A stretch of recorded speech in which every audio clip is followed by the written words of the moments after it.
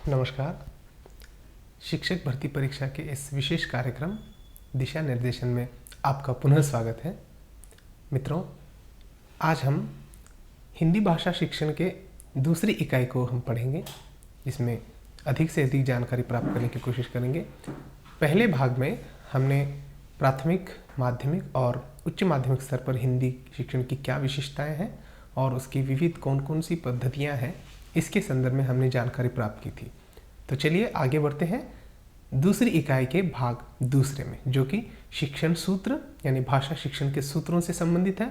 शिक्षण पद्धतियां या शिक्षण विधियां और सफल शिक्षक की क्या विशेषताएं होती हैं, इसके संदर्भ में हम जानकारी प्राप्त करेंगे। आज हम दूसरे पार्ट में यानी दूसरे भाग में शिक्षण सूत्र, शिक्षण पद्धतियां, सफल शिक्षक की विशेषताएं क्या क्या होती हैं, इसके संदर्भ में आज हम चर्चा करेंगे। तो आगे बढ़ते हैं। प्रसिद्ध शिक्षण शास्त्री हर्बर्ट स्पेंसर ने शिक्षण विधि पर विचार करते समय शिक्षण प्रक्रिया के विश्लेषण के आधार पर कुछ शिक्षण सूत्रों की रचना की।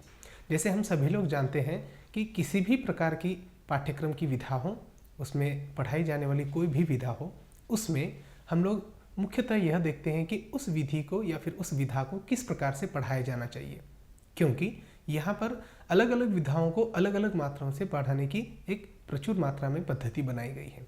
उसी प्रकार शिक्षण सूत्र में भी हर्बर्ट स्पेंसर के अनुसार उनके द्वारा दिए गए कुछ सूत्र हैं, उन सूत्रों को अनुरूप करके, उन सूत्रों की अनुसरण करते हुए हम यहाँ पर शिक्षण कार्य कक्षा में करते हैं। वो कौन कौन से सूत्र हैं, तो चलिए एक बार हम दृष्टिपात करते हैं। हर्बर्ट स्पेंसर ने जिन सूत्रों की चर्चा की थी, जिन सूत्रों को वे दर्शाए थे, उनमें सबसे पहला सूत्र है ज्ञात से अज्ञात की ओर।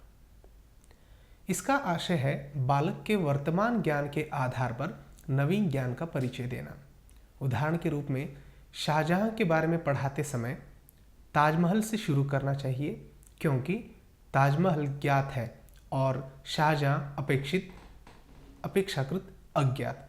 क्योंकि हमें जैसे कि उसके नाम से ही, शीर्षक से ही पता चलता है, ज्ञात से अज्ञात की ओर, मतलब जो बातें हमें पहले से ही पता होती हैं, उन बातों की चर्चा करते हुए हम छात्रों को नए ज्ञान की ओर लेकर जाना चाहिए। जैसे कि हम प्रस्तावना में भी यही करते हैं, मतलब पूर्व ज्ञान के आधार पर छात्रों को पहले से ही कुछ न कुछ जानकारी होती है। उस जानकारी के माध्यम से, उस जानकारी को आधार बनाकर हम छात्रों को नए ज्ञान की ओर लेकर जाना चाहिए। उसी सिद्धांत पर यह भी काम करता है, ज्ञात से अज्ञात की ओर। इसलिए उदाहरण के तौर पर यहाँ पर बताया गया है कि मान लीजिए हमें ताजमहल पढ़ाना है। ताजमहल पढ़ाते समय उसकी चर्चा हम शुरुआत से करते समय, या फिर शाहजहां के बारे में अगर बताना हो, तो ताजमहल यह विषय जो है लगभग सभी छात्रों को परिचित सा है, क्योंकि दुनिया के वह एक 7 अजूबों में से एक ऐसा इमारत है। इसलिए छात्रों को जो ज्ञात है उसकी ओर से जो है बच्चों को नए ज्ञान की ओर हम लेकर जाना चाहिए, जिससे कि यह कक्षा में बहुत ही मनोरंजक रूप से सिद्ध होगा पढ़ाने में। क्योंकि ज्ञात और अज्ञात के बीच का जो संबंध है वो स्पष्ट हो जाता है और इससे बालक की रुचि जागृत हो जाती है। दूसरा उदाहरण, स्वर से व्यंजन संधि तथा संधि से समाज को बताया जाए। यहाँ पर एक टंकन दृष्टि हो गई है, समास के बदले यहाँ पर समाज ये हुआ है, तो इसे थोड़ा सा समझ लीजिएगा, यह दिलगिरी का व्यक्त है। तो यहाँ पर एक बात मैं फिर से बताना चाहता हूँ कि छात्रों को संधि पढ़ाने से पहले, क्योंकि व्यंजनों का उन्हें ज्ञान होता ही है, स्वर और व्यंजनों का ज्ञान होने के कारण जो है पहले ही हम उसी के माध्यम से यदि आगे बढ़ें तो संधि और साथ साथ समास का भी हम बहुत अच्छे से ज्ञान उनको दे सकते हैं। इसीलिए ज्ञात से अज्ञात की ओर यह सिद्धांत या सूत्र परिचित हुआ है। दूसरा जो सूत्र उन्होंने बताया था हर्बर्ट स्पेंसर ने, वह है मूर्त से अमूर्त की ओर। इस सूत्र को स्थूल से सूक्ष्म की ओर भी कहते हैं, यानी स्थूल विषय से सूक्ष्म की ओर लेकर जाना छात्रों को। स्थूल विषय का ज्ञान कराना सरल होता है, किंतु सूक्ष्म विषय का ज्ञान कराना बड़ा कठिन। यानी जो स्थूल विषय होते हैं उनका ज्ञान हमें कराने के लिए उतनी मशक्कत नहीं करनी पड़ती है, जबकि सूक्ष्म का ध्यान कराने के लिए हमें बहुत कठिनाई का सामना करना पड़ सकता है। अतः हमें जो स्थूल विषय हैं उन स्थूल विषयों की सबसे पहले चर्चा करते हुए उन्हें सूक्ष्म की ओर लेकर जाने की कोशिश करनी चाहिए। जैसे बड़े रूप को समझाकर छोटे रूप को समझाएं। शब्दार्थ तथा शब्द प्रयोग सिखाने में यह उपयोगी शिक्षण सूत्र है। तो यहाँ पर परीक्षार्थी ध्यान दें, जो प्रश्न बनाए जाते हैं वे प्रश्न इसी के आधार पर बनाए जा सकते हैं, क्योंकि मूर्त से अमूर्त की ओर जो शिक्षण सूत्र है उस शिक्षण सूत्र की एक और इस शिक्षण सूत्र को दूसरे किस नाम से जाना जाता है, तब आपका उत्तर होगा ज्ञात से, माफ कीजिए, स्थूल से सूक्ष्म की ओर। तो एक और यहाँ पर मुख्य बात है, शब्दार्थ तथा शब्द प्रयोग सिखाने में कौन सा शिक्षण सूत्र उपयोगी सिद्ध होता है। कई सूत्रों की वहाँ पर चर्चा की जाएंगी और कई सारे आपको ये भी दिए जाएंगे, ऑप्शंस भी दिए जाएंगे। पर्याय में मूर्त से अमूर्त की ओर भी हो सकता है या फिर स्थूल से सूक्ष्म की ओर भी हो सकता है। इसलिए आपको थोड़ा सा ध्यान से पढ़ना होगा और जो कठिनाइयाँ हैं यानी एलिमिनेशन राउंड, यानी जो गलत है उनको पहले डिलीट करते हुए या फिर उनको पहले नकारा करते हुए हम सही उत्तर की ओर पहुंच सकते हैं। क्योंकि यहाँ पर इसका आशय इतना ही है कि मतलब शब्द ज्ञान मूर्त पदार्थों से संचित कर बढ़ता है। मतलब जो मूर्त ज्ञान होता है उस मूर्त ज्ञान के आधार पर भी हम नए नए शब्दार्थों को आसानी से पढ़ा सकते हैं, जिसकी ओर यह इंगित करता है। इसलिए मूर्त से अमूर्त की ओर जो सिद्धांत या सूत्र उन्होंने बताया है हर्बर्ट स्पेंसर ने, वह भी अपने आप में महत्वपूर्ण साबित होता है।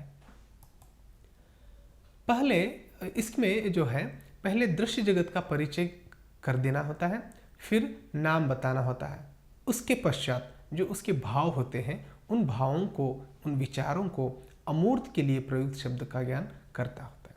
क्योंकि इसमें जो पहले हम किसी वस्तु के बारे में या फिर जो दृश्य जगत है उनके बारे में उनको जानकारी दे देते हैं छात्रों को, इसलिए फिर वे लगभग हो सकता है कि कुछ लोग उस दृश्य जगत के या फिर दृश्यों को देखकर उसका नाम भी बता सकें या फिर न भी बताएं तो हमें बताना ही है। फिर नाम बताने के पश्चात उसके भावों को, जो अमूर्त है, उस रूप को हम आगे बढ़ाते हुए ज्ञान कराना चाहिए। उदाहरण के रूप में यदि हम देखें, मूर्त से अमूर्त की ओर जो विषय है उसकी तरफ यदि हम देखें तो राष्ट्र प्रेम की संकल्पना को समझाने के लिए सबसे पहले मूर्त रूप राष्ट्र से परिचित कराने के बाद राष्ट्र प्रेम की संकल्पना को स्पष्ट करें। यानी जो मूर्त रूप है राष्ट्र, उससे पहले हम परिचित कराकर जो राष्ट्र प्रेम की संकल्पना को हम उसको फिर से स्पष्ट कर सकते हैं। यह है मूर्त से अमूर्त की ओर के सिद्धांतों की चर्चा। दूसरा उदाहरण भी हम देख सकते हैं इसमें, यह जो सूत्र है, दूसरा उदाहरण वर्णनात्मक से भावनात्मक निबंध को समझाना, और इसमें तीसरा उदाहरण गाय से गाय के अंगों का वर्णन कराना। यानी पहले हम दृश्य जगत को बता रहे हैं मूर्त से अमूर्त की ओर में, मतलब जो पहले से ही छात्र को पता है, उस पहले से छात्र को पता होने के कारण उस ज्ञान की वो वृद्धि कर सकता है। और फिर जो नहीं पता है, जो आपकी नियम है, उन नियमों को हम आगे लेकर चलना चाहिए। जैसे कि गाय हम सभी को पता है एक जानवर है, पालतू जानवर, तो उसके पश्चात गाय में कौन कौन से विशेष अंग होते हैं, उसके अंग प्रत्यंगों की चर्चा जो है हम पश्चात करनी चाहिए। या फिर यहाँ पर एक निबंध का उदाहरण भी दिया गया है, वर्णनात्मक से भावनात्मक। पहले वर्णन करते हुए हम निबंध को लिखें, उसके पश्चात उसका भाव जो है समझाते हुए उसकी भावनात्मक पक्षों की ओर भी हमें उनको लेकर जानी चाहिए। तीसरा जो सूत्र हर्बर्ट स्पेंसर ने बताया है शिक्षण सूत्रों में, वह है पूर्ण से खंड की ओर। यानी भाषा का संश्लिष्ट रूप पहले रखना, फिर उसके विविध अंशों को समझाना। इस सूत्र में भाषा का जो क्लिष्ट रूप है उसे पहले छात्रों के सामने रखना और फिर उसके कई खंड कर कर उसको एक एक करके समझाना। यानी पहले एक स्थूल विषय को लेकर उसके कई सारे विभागों में विभाजित कर उसे फिर एक एक विभाग को या उपविभाग को छात्रों को समझाना। यह इस सूत्र के माध्यम से चलता है। यानी एक पूर्ण वाक्य भाषा इकाई है। यानी इसमें जो पूर्ण वाक्य होता है वह एक भाषा की इकाई के रूप में काम करता है।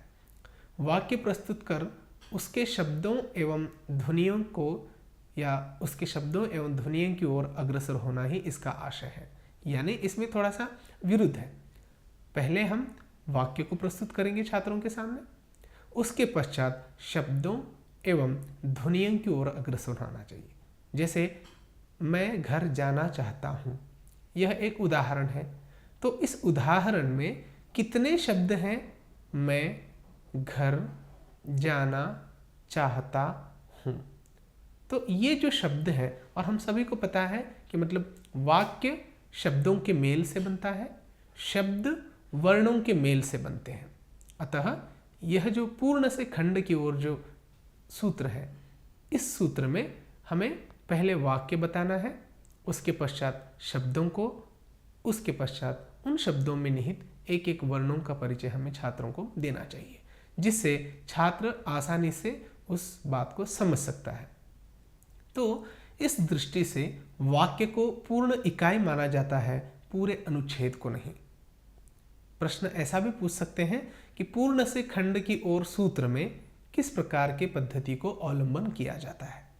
नंबर 1, पहले उदाहरण देते हैं। नंबर 2, पहले परिभाषा करते हैं। नंबर 3, पहले उदाहरण और परिभाषा देकर उसकी आलोचना करते हैं, या फिर पहले एक वाक्य को देकर उसके शब्द और वर्णों को समझाते हैं। इस प्रकार के कई मल्टीपल चॉइस को लेकर जो है बनाने की संभावना यहाँ पर बनती है। इसलिए इस पूरे इकाई को जो है हमें इस दृष्टि से वाक्य जो है पूरी इकाई होगा, अनुच्छेद नहीं। उसके पश्चात जो चौथा सूत्र है वह है सरल से जटिल की ओर, या इसे हम कठिन की ओर भी कहते हैं, सरल से कठिन की ओर।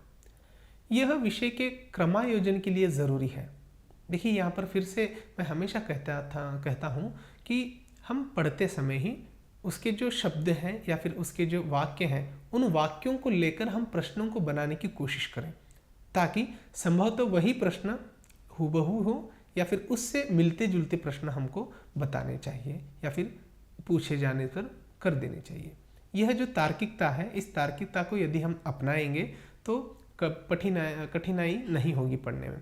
तो यह जो पद्धति है, यह जो सूत्र है सरल से जटिल की ओर या सरल से कठिन की ओर, तो यह जो है क्रमायोजन के लिए बहुत ज़रूरी है। क्रमायोजन माने एक क्रमवार रूप से लिखा गया, उसकी जो हायरार्की है, मतलब किस पाठ के बाद हमें कौन कौन से पाठ पढ़ाने हैं, उसका एक सरल रूप जो है रखना पड़ता है। तो इसलिए मतलब विषय के क्रमायोजन के लिए उपयुक्त या फिर विषय के क्रमायोजन के लिए ज़रूरी ऐसा शिक्षण सूत्र कौन सा है, ऐसे भी प्रश्न पूछे जा सकते हैं। तो आपका उत्तर होगा सरल से कठिन की ओर। तो ज्ञात विषय सरल होता है, अज्ञात विषय कठिन। यह हम पहले भी देखे हैं कि मतलब जो जानकारी हमें पहले से पता है वह जानकारी हमें बहुत आसान लगती है, उसमें नई बात सीखने को हमें कोई आश्चर्य नहीं होता। लेकिन जो अज्ञात विषय है, जो हमें पहले कभी जाना ही नहीं है, तो ऐसे जो विषय हैं वो हमें कठिन लग सकते हैं। इसलिए ज्ञात विषय पढ़ाकर कठिन विषय की ओर ले जाए जाए। इसलिए हमेशा यह पद्धति का अवलंबन करते हैं कि मतलब मान लीजिए एक नया पाठ हम शुरू करने जा रहे हैं कक्षा कक्ष में, तो सीधे मतलब प्रश्न क्रमांक बताकर उस नए पाठ को देने की बात नहीं करनी चाहिए। तो नए पाठ को हम पहले से ही पढ़कर उस पाठ की पृष्ठभूमि को पहचान कर छात्रों से पहले चर्चा, परिचर्चा, उनके द्वारा बताए जा रहे उत्तरों को जो है हम इकट्ठा कर रहे हैं, ताकि बच्चों को नए पाठ की ओर ले जाने के लिए हम पहले से ही तैयारी करनी चाहिए। इसलिए जो उन्हें ज्ञात विषय हैं या फिर जो ज्ञात बातें हैं, उन बातों को हम पहले लेकर जो अन्य बातें हैं जो नहीं पता है, जो अज्ञात हैं, उन बातों की ओर हम पाठ के माध्यम से सिखा सकते हैं। इसलिए सरल से कठिन की ओर यह जो विषय है वह विषय के क्रमायोजन के लिए अत्यंत उपयोगी ऐसा सूत्र माना जाता है, जो कि हर्बर्ट स्पेंसर के द्वारा दिया गया है। उसके पश्चात आता है एक उदाहरण देखते हैं इसमें।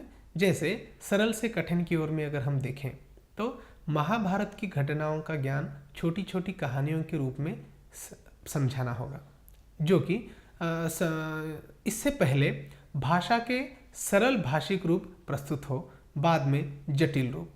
दूसरा उदाहरण उपमा से रूप अलंकार बताने का। मतलब पहला जो यहाँ पर उदाहरण दिया गया है, महाभारत की जो घटनाएं हैं उन घटनाओं को हम छोटी छोटी कहानियों के माध्यम से भी बता सकते हैं, उसमें हम रूपांतरित कर सकते हैं। तो क्योंकि पूरी महाभारत की घटना को हम केवल एक कक्ष में हम लोग नहीं समझा सकते हैं, अतः हमें चाहिए कि उन घटनाओं को अलग अलग कहानियों के माध्यम से, छोटी छोटी नैतिक कहानियों के माध्यम से हमें छात्रों को बताना चाहिए, जिससे सबसे पहले जो है भाषा के सरल रूप और भाषिक रूप को प्रस्तुत हो, बाद में जटिल रूप। मतलब सरल रूप पहले प्रस्तुत होगा, उसके पश्चात जो कठिन रूप है वह प्रस्तुत होगा। और दूसरा एक यहाँ पर उदाहरण देते हैं हम कि जिसमें उपमा हो या अलंकार हो, उसके रूपों को जब हम बताते हैं तो अलंकार की अपेक्षा उपमा समझाना छात्रों को आसान होगा। इसलिए छात्रों को जब हम व्याकरणांश पढ़ाते हैं तो उसमें सबसे पहले उपमाओं को पढ़ाएं, उपमाओं को पढ़ाने के बाद हम अलंकार की ओर बढ़ें, क्योंकि अलंकार जो है थोड़े से समझने में या फिर समझाने में कठिनाई हो सकती है। इसलिए सरल से जटिल की ओर या कठिन से सरल से कठिन की ओर यह जो शिक्षण सूत्र बताया है उसमें हम अलग अलग कहानियों को छोटे छोटे कर कर जो है बढ़ा सकते हैं। उसके पश्चात विशेष से सामान्य की ओर, यह भी एक शिक्षण सूत्र है जो कि हर्बर्ट स्पेंसर ने बताया था। इसमें पहले उदाहरण प्रस्तुत किए जाते हैं विशेष से सामान्य की ओर।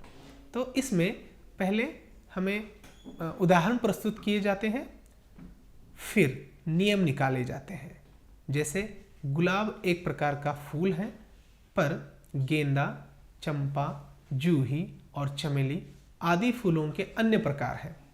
तो देखिए इसमें साधारण सी एक बात है, पहले हम विशेष बता रहे हैं, उसके बाद सामान्य की ओर लेकर जा रहे हैं। मतलब पहले हम उदाहरण को देकर उसके पश्चात नियमों को बनाते हैं। कई कक्षा में ऐसे भी हम देख सकते हैं कि मतलब पहले नियमों को बताकर हम उसके उदाहरणों को देखते हैं। मान लीजिए संज्ञा सर्वनाम जो भी हों, शब्दों के जो प्रकार हैं, उनको पढ़ाते समय अक्सर हम देखते हैं कि पहले संज्ञा की परिभाषा बताई जाती है, उसके बाद उसके उदाहरण दिए जाते हैं।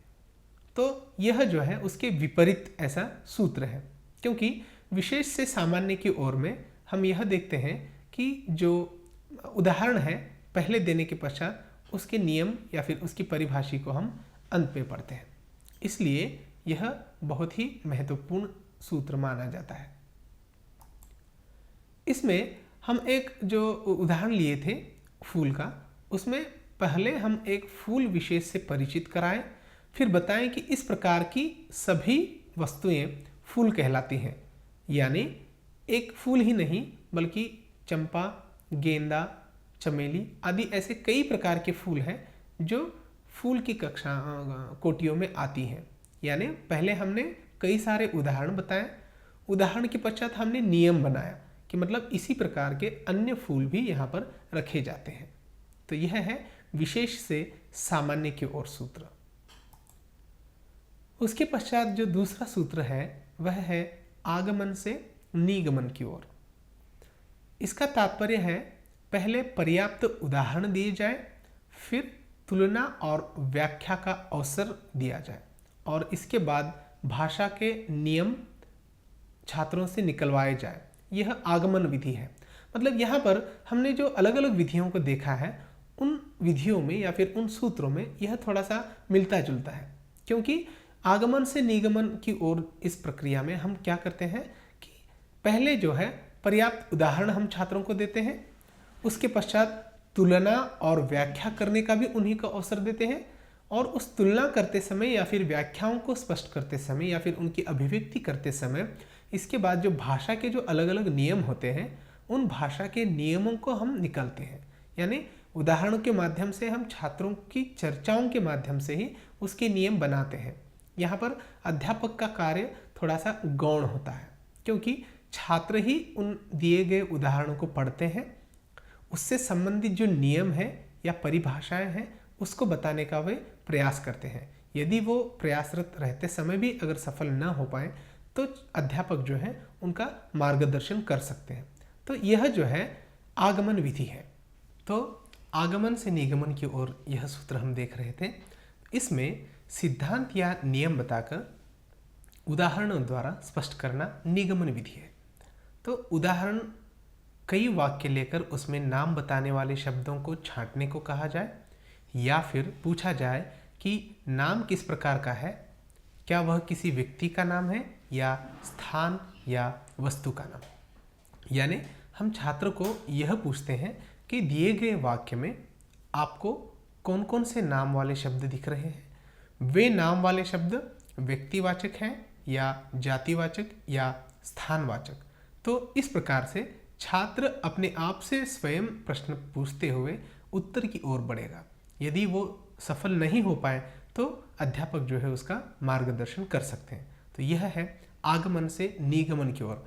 और लगभग कक्षा कक्ष में आज भी आगमन से निगमन की ओर यह शिक्षण सूत्र का हम सफलतापूर्वक प्रयोग करते हैं, क्योंकि छात्रों को जो उदाहरण हम देते हैं उसके रोज़मर्रा के जीवन से संबंधित ही उदाहरण होते हैं, इसलिए यह जो है सफल विधि मानी जा सकती है।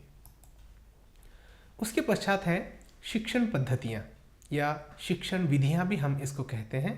तो एक बात याद रखिएगा, जितने भी मतलब शिक्षण सूत्र यहाँ पर चर्चा के रूप में दिए गए हैं, उन शिक्षण सूत्रों को हम तुलनात्मक रूप से यदि पढ़ें तो हमें यह जानकारी प्राप्त होगी कि कौन कौन से शिक्षण सूत्रों को एक दूसरे नाम से या फिर दूसरे शिक्षण सूत्रों के नाम से भी हम जानते हैं। कभी कभार ऐसे भी पूछते हैं कि मतलब स्थूल से सूक्ष्म की ओर इस शिक्षण सूत्रों को एक और नाम से जाना जाता है, वह निम्न में से कौन सा है। तो इसलिए तुलनात्मक अध्ययन करने से हमें वे नई नई बातों को जानने का अवसर मिलता है, और जो जितने भी सूत्र दिए गए हैं उन सूत्रों में कौन कौन से सामान्य विषय हैं और उनमें कौन कौन से नियम पहले बताते हैं, कौन से उदाहरण बाद में बताते हैं, इसकी चर्चा हम करके उससे संबंधित कई प्रश्नों को हम लोग बना सकते हैं। जितना प्रश्नों को बनाएंगे उतना ही सफल हमारे लिए वो साबित होगा।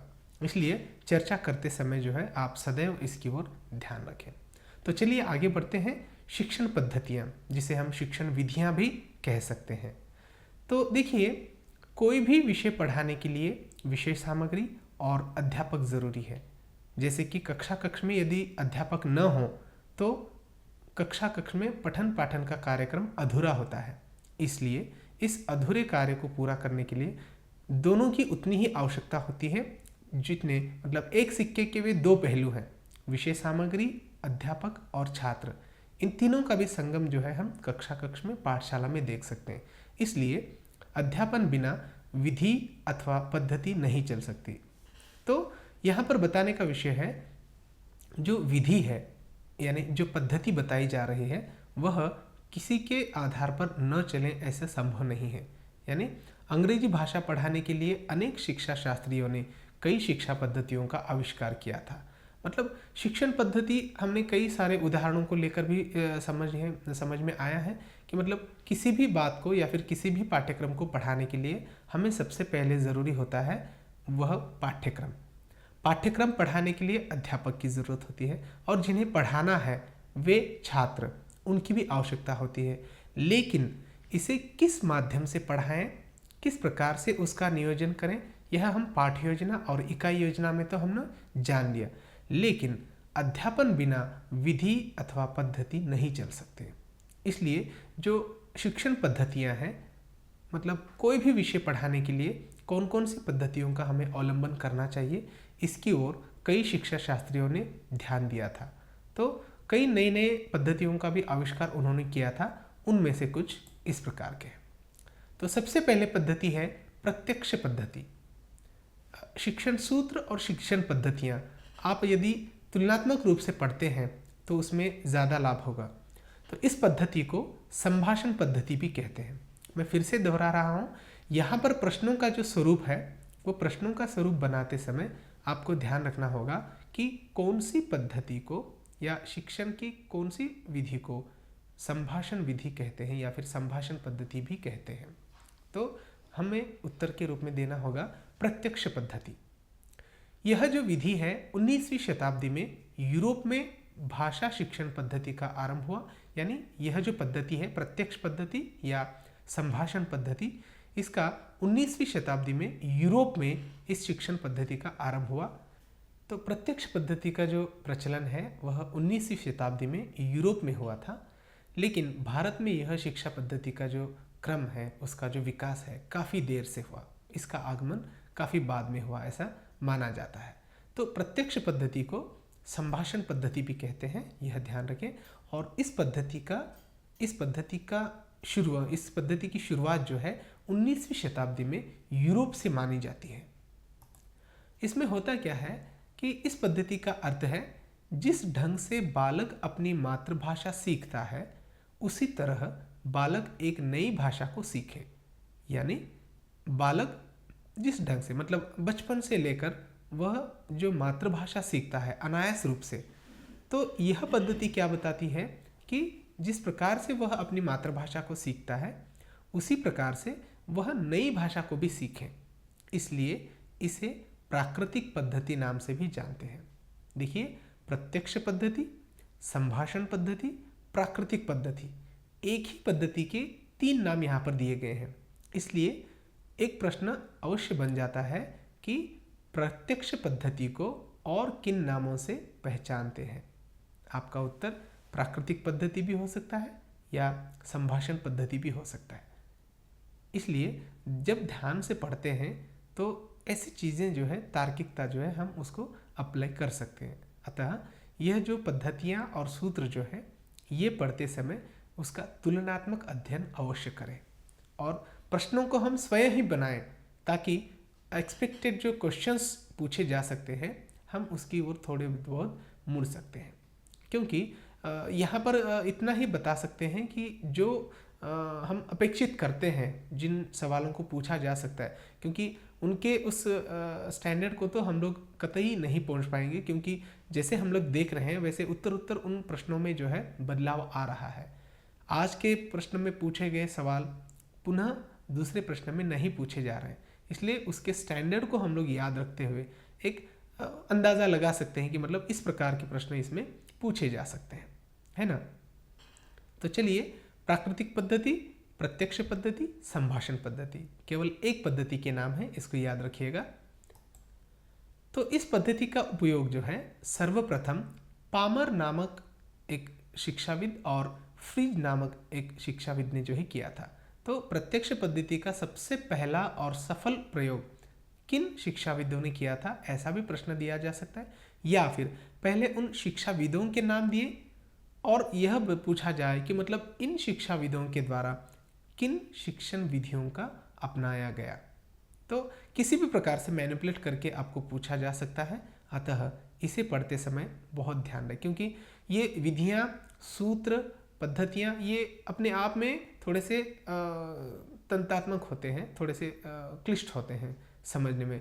दोनों का लगभग एक ही उत्तर हमें लग सकता है, या फिर दोनों की जो परिभाषाएं हैं या दोनों की जो पद्धतियां हैं वे थोड़े से हमें कंफ्यूज कर सकते हैं। इसलिए किसी भी प्रकार की जल्दबाजी न करते हुए प्रश्न ध्यान से पढ़कर हमें उसको आंसर करना चाहिए। तो अंग्रेजी भाषा शिक्षण में इसका सर्वप्रथम उपयोग किया गया था। इस पद्धति में भाषा की पढ़ाई वार्तालाप द्वारा आरंभ होती है। देखिए, ऐसी कौन सी पद्धति है जिसमें भाषा की पढ़ाई वार्तालाप के माध्यम से शुरू होती है, या फिर प्रत्यक्ष पद्धति में भाषा की पढ़ाई किसके द्वारा शुरू होती है, ऐसे भी प्रश्न पूछे जा सकते हैं। तो आपको उत्तर याद हो जिसमें वार्तालाप यह आंसर हो सकता है, या फिर आपका उत्तर प्रत्यक्ष पद्धति या संभाषण पद्धति या प्रत्यक्ष प्राकृतिक पद्धति भी, इसे किस प्रकार से भी हम लोग अभिहित कर सकते हैं। दूसरी जो पद्धति है, जो विधाएं हैं, उसमें व्याकरण अनुवाद पद्धति। देखिए, इसे परोक्ष पद्धति भी कहते हैं। फिर से यहाँ पर आपको गड़बड़ा लेने वाली बात है, इसे आप व्याकरण अनुवाद पद्धति के नाम से भी जानते हैं या परोक्ष पद्धति के नाम से भी। इस पद्धति के द्वारा किसी भी नवीन भाषा को मातृभाषा के माध्यम से सिखाया जाता है। यानी व्याकरण अनुवाद पद्धति में कोई भी नया विषय हो उसे मातृभाषा के माध्यम से या मातृभाषा के साथ जोड़कर इसे पढ़ाया जाता है। जैसे विद्यार्थी को पहले व्याकरण के नियम सिखाए जाते हैं, उसी प्रकार यहाँ पर भी यह संभव है। उसके पश्चात जो तीसरा भाग है, तीसरी जो पद्धति है वह है शब्द परिवर्तन पद्धति। नई भाषा सीखते समय सभी जगह अनुवाद तथा प्रत्यक्ष पद्धति का उपयोग नहीं कर सकते हैं। हम कक्षा में ऐसे बहुत बार होता है कि एक छात्र होता है, उसकी मातृभाषा कुछ और होती है, लेकिन कक्षा में पढ़ाने वाली भाषा कुछ और होती है। तो ऐसे समय में हम सदैव उसे अनुवाद करके या फिर भाषांतरित करके या उसके मातृभाषा में उसका आंसर बताने के बजाय हम उसे जो है उस शब्द अनुवाद के माध्यम से उसको पढ़ा सकते हैं। लेकिन यह संभवतः हर जगह काम नहीं आता है, इसलिए बहुत कठिन समय में और किसी अन्य पद्धति को अपनाना पड़ता है। ऐसे संदर्भ में हम छात्रों के मातृभाषा के माध्यम से भी हम उसको समझा सकते हैं या फिर अनुवाद या फिर प्रत्यक्ष पद्धति का हम अवलंबन कर सकते हैं। तो शब्द परिवर्तन पद्धति का अर्थ ही वह है, एक शब्द को दूसरे और अर्थ में उसको पहचान कर या फिर छात्रों को बताकर उस विधि को या फिर उस पद्धति को हम समझाएं। तो यह जो कठिन परिस्थिति आती है, ऐसी स्थिति में यह पद्धति बहुत ही उपयोगी है, जहां हर समय छात्र को नया विषय जानकारी देते समय अनुवाद पद्धति का अवलंबन न करें या फिर न कर पाए। ऐसी स्थिति में यह जो पद्धति है शब्द परिवर्तन पद्धति, यह अपने आप में महत्वपूर्ण साबित होती है और उपयुक्त ऐसी साबित होती है, क्योंकि इसमें एक आदर्श वाक्य को चुना जाता है, फिर उसमें एक शब्द मूलाधार बनकर रह जाता है, अन्य शब्दों का रूप परिवर्तन लिंग, वचन या कारक के द्वारा हो जाता है। यानी जो वाक्य आप छात्र को पढ़ाने के लिए दिए जा रहे हैं आपके द्वारा, उसमें एक शब्द जो है मूलाधार बनकर रहता है, मतलब सेंट्रलाइज होकर वो रहता है, और जो दूसरे शब्द हैं उनका जो बदलाव है वो लिंग, वचन, कारक के अनुसार वो परिवर्तित हो जाता है। ऐसे परिवर्तित होने से उसमें जो शब्द परिवर्तन आता है उसके माध्यम से उस संपूर्ण वाक्य में जो बदलाव आता है, उस बदलाव को छात्रों को समझाना ही इस पद्धति का एकमात्र ध्येय होता है। इसमें शब्द परिवर्तन पद्धति को महत्व दिया जाता है। जैसे उदाहरण के रूप में यदि हम देखें तो मुझे स्कूल जाना चाहिए, यह एक वाक्य है। इस वाक्य में चाहिए शब्द स्थिर रहेगा, यानी वो सेंट्रलाइज रहेगा। मुझे के स्थान पर उसे, उन्हें, आपको, मतलब अनेक वचन में या फिर आदर सूचक शब्द में या एक वचन बहुवचन में भी हम इसको ले सकते हैं। इसलिए मुझे के स्थान पर जो है ऐसे कई शब्द दिए जा सकते हैं। तो ऐसा समझ सकते हैं कि इस पद्धति को आदेश विधि भी कहते हैं। लगभग हर पद्धति को, हर शिक्षा विधि को एक दूसरे नाम से यहाँ पर जाना जा रहा है। इसलिए शब्द परिवर्तन पद्धति को किस नाम से जाना जाता है, ऐसा भी प्रश्न हमें पूछने की संभावना है। तो आपका उत्तर होगा आदेश विधि। मतलब हम आदेश दे रहे हैं कि यहाँ पर जो वाक्य दिया जा रहा है उस दिए गए वाक्य में लिंग, वचन, कारक के अनुसार कैसे बदलाव आ रहा है, और ऐसा कौन सा वो शब्द है जिसमें लिंग, वचन, कारक के अनुसार किसी भी प्रकार का बदलाव हम नहीं देख सकते हैं। तो ऐसी पद्धतियों को जो है, ऐसे शब्द परिवर्तन वाली पद्धति को हमें जो है ध्यान से देखना चाहिए। तो इस विधि को जो है शब्द परिवर्तन विधि को हम आदेश विधि भी कहते हैं, इसे भी ध्यान में रखिएगा। उसके पश्चात आता है doctor West method. Doctor West जो है ढाका में प्रशिक्षण महाविद्यालय के प्राचार्य थे। अब तक तो शायद ऐसा प्रश्न नहीं पूछा गया होगा कि मतलब डॉक्टर वेस्ट जो है कहाँ के अध्यापक थे या फिर किस विश्वविद्यालय में या फिर महाविद्यालय में अध्यापन कार्य करते थे। फिर भी वे ढाका में प्रशिक्षण महाविद्यालय के वो प्राचार्य थे। वे प्रत्यक्ष विधि द्वारा अंग्रेजी शिक्षण के विरोधी थे।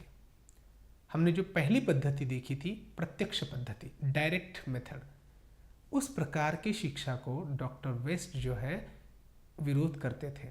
इसे नवीन विधि के नाम से भी जानते हैं कुछ लोग। तो डॉक्टर वेस्ट मेथड जो है एक और नाम इससे जुड़ा हुआ है और वह है नवीन विधि, a new method to teach. मतलब नए नए अवसरों को ढूंढते हुए, नए नए बातों को छात्रों को बताते हुए हम एक नए विषय की ओर उनको लेकर जाना।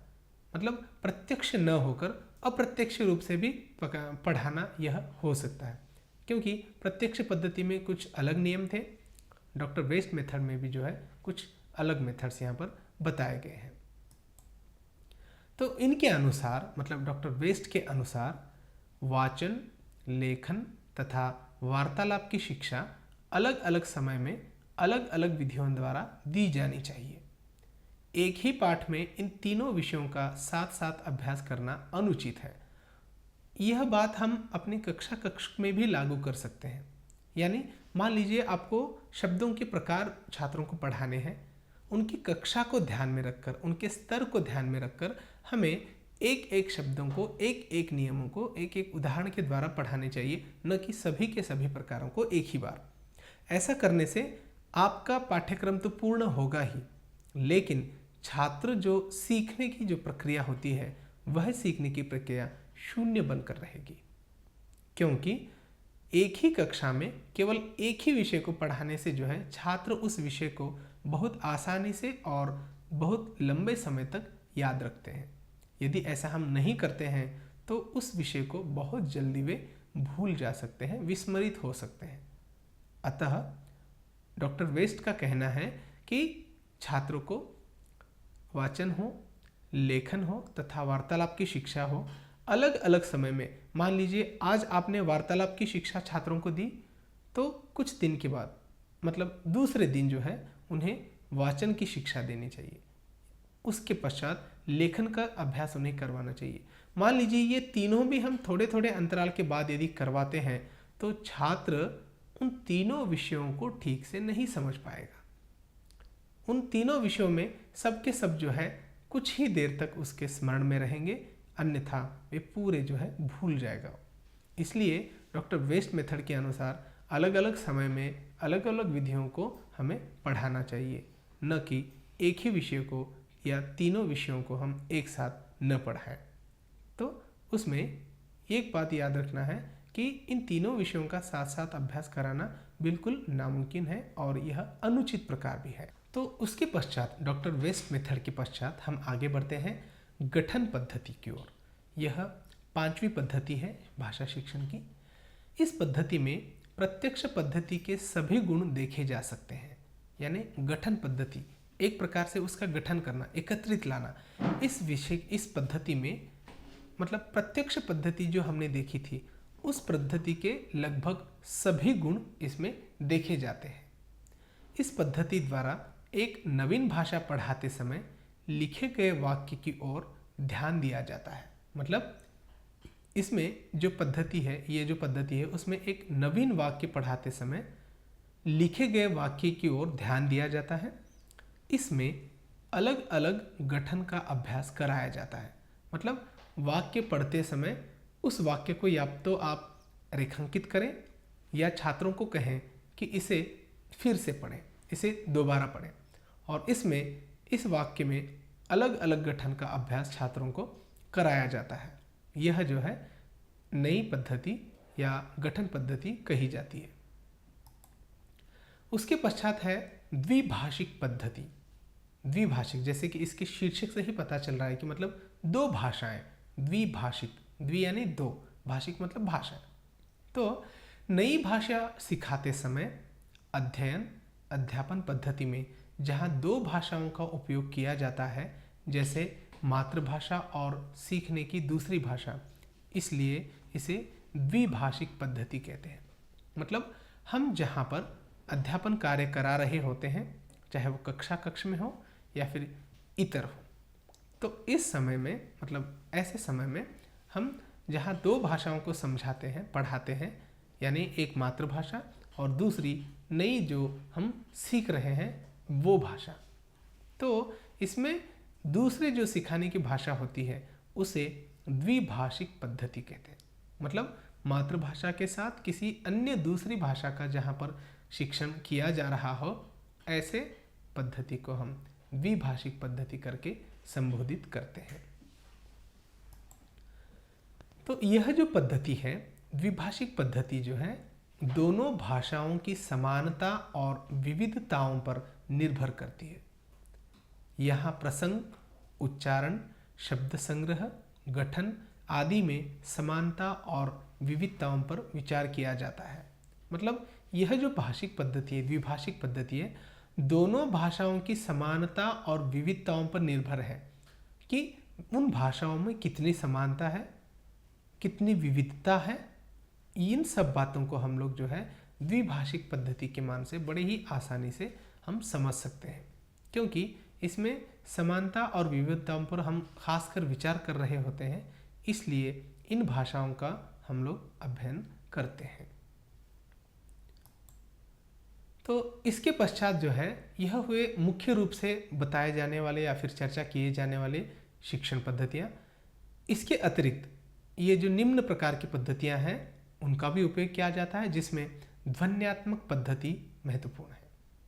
ध्वन्यात्मक पद्धति मतलब कक्ष में छात्रों को ध्वनियों के अलग अलग उच्चारण के स्थानों से या फिर अलग अलग उच्चारणों के माध्यम से हम इस पद्धति का अध्ययन कराते हैं, क्योंकि कक्ष में यह संभवतः ऐसा होता है कि छात्र भौगोलिक कारण से हो या फिर उनकी मातृभाषा कुछ और होने के कारण से हो, छात्र वर्णों के या फिर शब्दों के उच्चारण में गड़बड़ कर देते हैं। वे ठीक से उनका वाचन या स्मरण नहीं कर सकते हैं। इसलिए अध्यापक को चाहिए कि छात्र जब आदर्श वाचन, अध्यापक का अनुकरण वाचन या सस्वर वाचन कर रहे होते हैं, तब उनके शब्दों के उच्चारण पर विशेष ध्यान देना चाहिए, क्योंकि ध्वन्यात्मक पद्धति में हम छात्रों के ध्वनियों का, उनके द्वारा उच्चारण किए जा रहे शब्दों का विचार करते हैं, उनका निरीक्षण करते हैं। इसलिए इन पद्धतियों का अवलंब करते हुए हमें यह याद रखना चाहिए कि ध्वनियों का हम किस प्रकार से उनका उच्चारण करा रहे हैं छात्रों के साथ। दूसरा एक और पद्धति है, वह है चयन पद्धति। मतलब किसी एक चयन का हम सिलेक्शन करना, मतलब उसकी नियुक्ति करना। यानी हो सकता है छात्र किसी एक ही विधा के पाठ को पढ़ने में ज़्यादा उत्साही हो या फिर किसी दूसरे विषय को पढ़ने में अउत्साही हो। ऐसे समय में हमें चाहिए कि जिन पद्धतियों को वे बालक अब सबसे अधिक चाहते हैं, ऐसे शब्दों को या फिर ऐसे वाक्यों को या फिर ऐसे विधाओं को हम सबसे पहले उनको पढ़ाने की कोशिश करें। इसमें एक और पद्धति है यंत्र पद्धति। यंत्र माने मैकेनिज्म या मैकेनिक या मशीन, इसके कई अर्थों से हम लोग इसको लगा सकते हैं। तो यंत्र पद्धति में भी जो कक्षा में पाठ पढ़ाए जाते हैं, उन पढ़ाए जाने वाले भागों को या फिर पाठों को हम लोग सरल रूप से यांत्रिक पद्धति से सिखाते हैं। जैसे हम लोग देखते हैं कि जो शब्द हम पहले से उच्चारित करते हैं, उनका किसी अन्य ध्वनि यंत्र के माध्यम से भी हम छात्रों को उत्तर या फिर उसको सिखाया जाता है। यह इसलिए कि जिन ध्वनियों को वह सीखता है उनका उच्चारण भी वह करने लगता है, और यंत्र पद्धति के अंतर्गत उनका बारंबार मतलब सदैव जो है, हमेशा जो है उसका उच्चारण कर कर वो समझने की कोशिश करता है।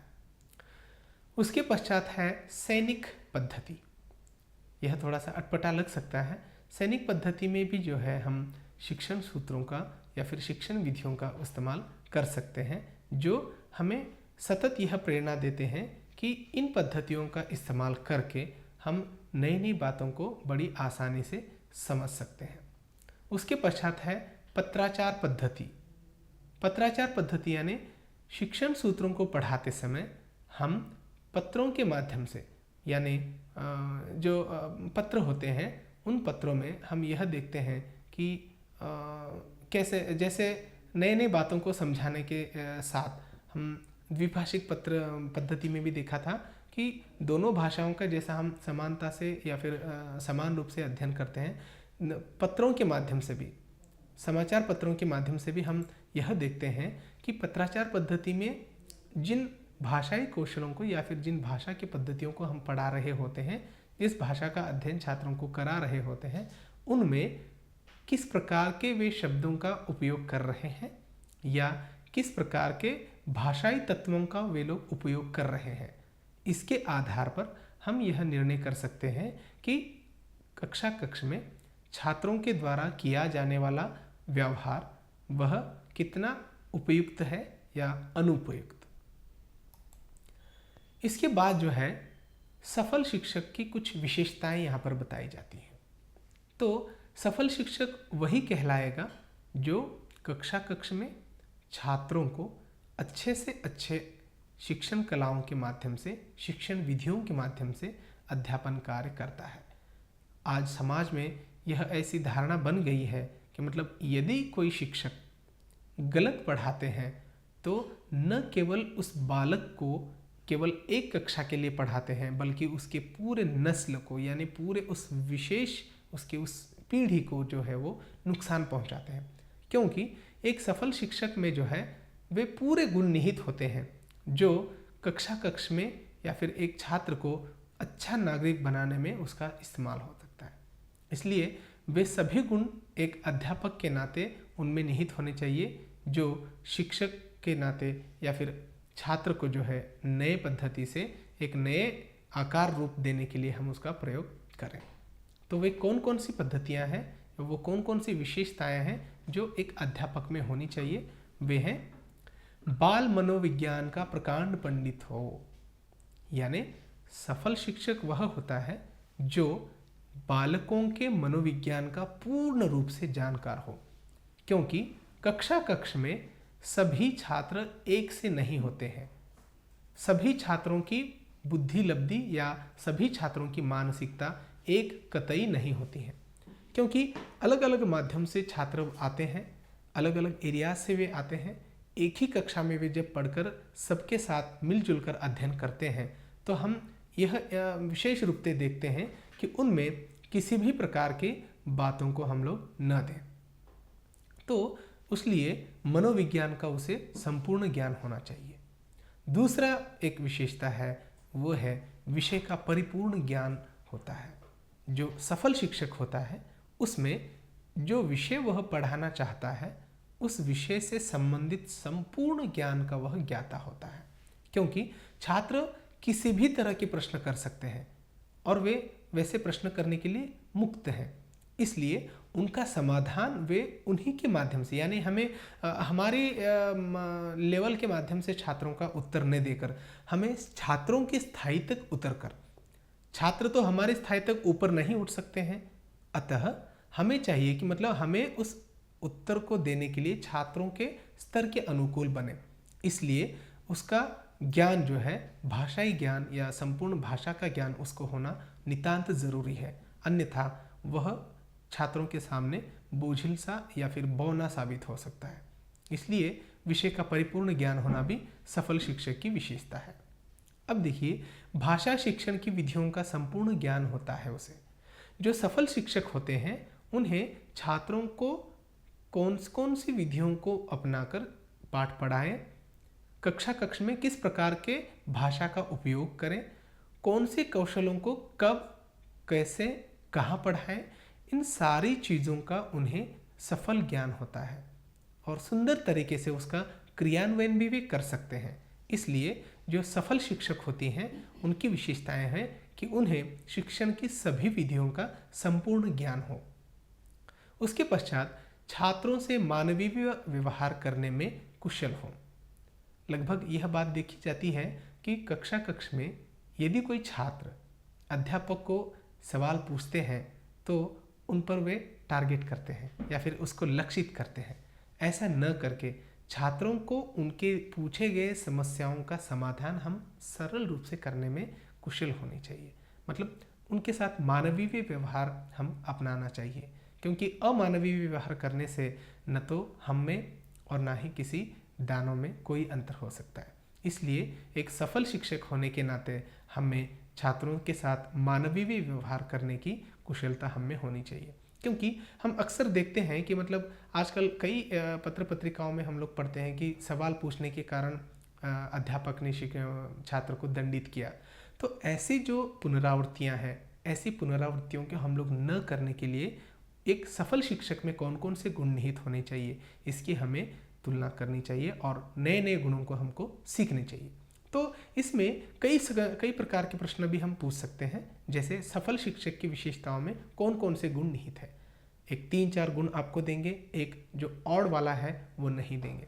तो इसके माध्यम से हम जो नई नई बातें हैं उन नई नई बातों को हम आसानी से समझ भी सकते हैं और पढ़ भी सकते हैं। साथ साथ कक्ष में हमें किस प्रकार से व्यवहार करना चाहिए इसकी ओर भी हम इंगित कर सकते हैं।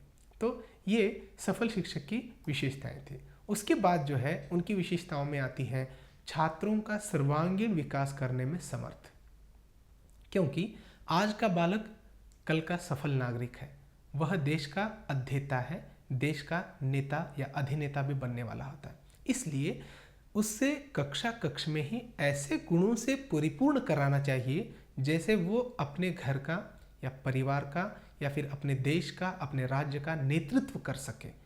भले ही संपूर्ण रूप में न सही या कुछ हद तक वे नेतृत्व के गुणों को सीख सके। इसलिए छात्रों को सर्वांगीण विकास कराने में शिक्षक का सबसे महत्वपूर्ण योगदान होता है। हालांकि पाठ्यक्रम, शिक्षण कलाएं यह अपने आप में मुख्य रूप से होते हैं, फिर भी अध्यापक यदि उन शिक्षण सूत्रों का सही समय पर उचित प्रकार से सरल रूप से यदि क्रियान्वयन न करता हो तो वे सफल शिक्षक नहीं बन सकते। इसलिए छात्रों का सर्वांगीण विकास करने का ध्येय कक्ष में, छात्र में या फिर अध्यापक में वो होना चाहिए। इसके साथ साथ छात्र भी उसी प्रकार के हों जो अध्यापक बताए जा रहे बातों पर वे क्रियान्वयन करें, वरना ऐसा नहीं हो कि मतलब अध्यापक बताते जा रहे हैं और छात्र जो है उसको विनाश करते जा रहे हैं। इसलिए ये दोनों भी जो है एक दूसरे के, एक सिक्के के दो पहलू के रूप में ये कार्य करते हैं। इसलिए दोनों की उतनी ही नितांत आवश्यकता है। दूसरी सफल शिक्षक की विशेषताओं में आता है छात्रों में अनुशासन की भावना का विकास करने में दक्ष, क्योंकि आज संपूर्ण शिक्षा व्यवस्था जो है अनुशासन के बगैर चल रहा है, ऐसा हम लोग मानते हैं और कहते भी हैं। तो इसकी जो शुरुआत है छात्र कहीं से भी करें, हम कक्ष में उस पर प्रतिबंध लागू कर दें, क्योंकि हम शिक्षक होने के नाते छात्र को अनुशासन पूर्ण बनाने में सिद्ध हों। ऐसा करने से छात्र जो है भावी पीढ़ी को या फिर भावी अपने जीवन को बहुत सरल रूप से वह बिता सकता है, क्योंकि बिना अनुशासन के हमारे जीवन में किसी प्रकार के भी कोई भी लक्ष्य जो है हम प्राप्त नहीं कर सकते हैं। आप उदाहरण के रूप में किसी भी आप प्रणेता को लें, नेता को लें, जैसे एपीजे अब्दुल कलाम हैं। हम उनको क्यों चाहते हैं? वे बच्चों को चाहते हैं इसलिए? कतई नहीं, वो बच्चों को तो चाहते थे, लेकिन उनका जो जीवन है हमेशा जो है अनुशासित रहा। कहीं भी वे अनुशासित या फिर बिना अनुशासन के भी कार्य नहीं किए हैं। इसलिए एक सफल शिक्षक होने के नाते छात्रों में अनुशासन के संपूर्ण गुणों का हम विकास करने में सफल हों, क्योंकि बिना अनुशासन के हम किसी भी उद्देश्य को प्राप्त नहीं कर सकते हैं। क्योंकि हम जिस व्यक्ति को अधिक से अधिक चाहते हैं, घूमा फिरा कर वो बात अंततः अनुशासन पर ही आकर रुकती है। इसलिए कक्ष में छात्रों को अनुशासित बनाने में, अनुशासन का महत्व समझाने में, जीवन का लक्ष्य प्राप्त करने के लिए अनुशासन कितना महत्वपूर्ण है इसकी जानकारी देने में एक शिक्षक को ज्ञान लेना चाहिए, होना चाहिए। और दूसरा एक उपयोगिता है, उनकी विशेषता है, वह है व्यवहार कुशलता होती है सफल शिक्षक में। जो सफल शिक्षक होता है, जो अच्छे शिक्षक होते हैं, उनका यह भी एक गुण होता है कि वे व्यवहार कुशल होते हैं। व्यवहार में इतने दक्ष होते हैं कि कक्ष में किसी भी प्रकार की समस्याएं उत्पन्न हो, चाहे वो छात्र से संबंधित हो या फिर अध्यापन कला से संबंधित हो, तो उन सभी समस्याओं को वह बड़ी ही कुशलता से, व्यावहारिक कुशलता से उसका वो समाधान कर सकता है। क्योंकि ऐसा न करने से उसका सफल शिक्षण जो है वो नहीं हो पाता है। इसलिए बालकों के मनोविज्ञान का भी उसको पूरा ज्ञान होना चाहिए। वह स्वयं पहले अनुशासित हो, वह स्वयं पहले समस्याओं का समाधान करने में सफल हो, तभी जाकर वो कक्ष में इन सारी बातों को सफलता से कर सकता है। और सबसे अहम बात यह है कि सबसे पूर्व मतलब सबसे पहले कक्ष में अध्यापक का जो व्यवहार है वह अच्छा हो। हम कई बार देखते हैं कि अध्यापक ही समय पर नहीं आते हैं या फिर जो असेंबली होती हैं या प्रेयर जब चल रहा होता है, वंदना जब चल रही होती है, तब वे उपस्थित नहीं रहते हैं और दूसरे छात्रों को उपदेश देने लगते हैं कि हमें समय पर आना चाहिए, आपको समय पर आना चाहिए। लेकिन छात्र जो है अध्यापकों का और हमारे बड़ों का निरीक्षण करने के कारण वे एक न एक दिन उनको उलट भाषा में बोल देते हैं कि मतलब आप कितने सही टाइम पर आते हो। इसलिए ऐसी पुनरावृत्ति न हो। ऐसा करने से हमारे शिक्षण पेशे का भी वो अनायास रूप से खराब हो जाता है। इसलिए हमें व्यवहार कुशल, व्यवहार में दक्ष ऐसे अध्यापक की भूमिका निभानी चाहिए। इस प्रकार यह थी सभी कक्ष में उपयोग में लाई जाने वाली वे सभी बातें जिनका हम उपयोग करके जो है अपने सफल शिक्षक को कार्य करते हैं। तो इस पाठ के माध्यम से दूसरी इकाई के दूसरे भाग में हमने कई सारी बातों को देखा जिनमें शिक्षण विधियाँ मुख्य रूप से थी। नए विषय के साथ हम फिर से मिलेंगे। तब तक के लिए धन्यवाद। नमस्कार।